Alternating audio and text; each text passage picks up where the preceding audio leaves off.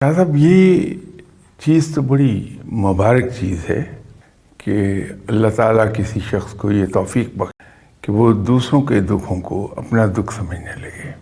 ये बात जब बड़े पैमाने पर फैलती है तो फिर पूरा मुल्क एक घर की शक्ल इख्तियार करता है और उसमें उस मुल्क में रहने वाले लोग फिर एक फैमिली मेम्बर की हैसियत से रहने लगते हैं। तो ये तो खुश होने का मकाम है कि रब ताला ने हमें ये तौफीक बख्शी है कि हमारे यहाँ लोग दूसरों के दुखों को महसूस करते हैं, उसका मुदावा भी करने की कोशिश करते हैं अपने वसाइल में रहते हुए।